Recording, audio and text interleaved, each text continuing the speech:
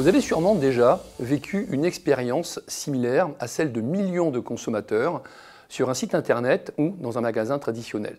Le cross-selling. Souvenez-vous du vendeur de chaussures qui vous propose, en plus de cette nouvelle paire de chaussures, le cirage, des lacets supplémentaires de couleur ou la fameuse bombe imperméabilisante. Sur Internet, le site qui vous propose, en plus de votre livre, les tomes suivants, en vous faisant une offre commerciale extrêmement intéressante financièrement. Ces deux exemples relèvent de stratégies cross-selling. Alors, le cross-selling, c'est quoi? Le cross-selling, que l'on peut aussi traduire en français par vente croisée ou vente complémentaire, est une stratégie commerciale qui incite le consommateur à augmenter le montant de son panier d'achat en magasin ou sur le web. Le plus souvent, l'offre commerciale repose sur des produits qui vont compléter de manière pertinente l'offre du produit initialement choisi. Une ceinture pour un pantalon, une lotion pour la douche avec un parfum, une lotion après soleil avec de l'huile solaire. Comment construire son offre cross-selling? Pour construire son offre cross-selling, plusieurs méthodes sont possibles. Elles reposent sur les offres à faire avant, pendant et après utilisation du produit principal.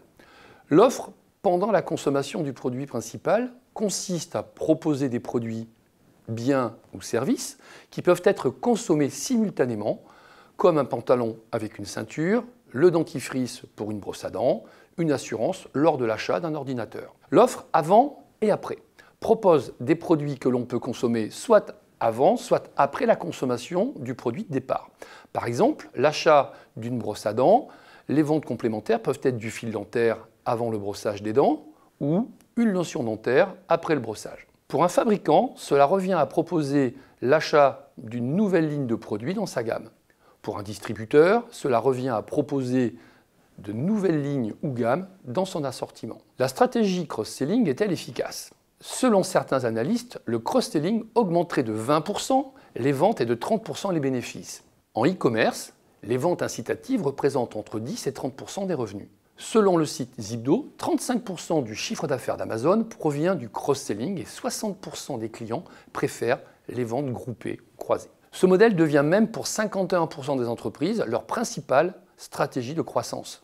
Quels sont les moyens pour générer des offres cross-selling? Les moyens d'inciter le consommateur à un achat d'impulsion et ainsi d'augmenter son panier d'achat sont nombreux.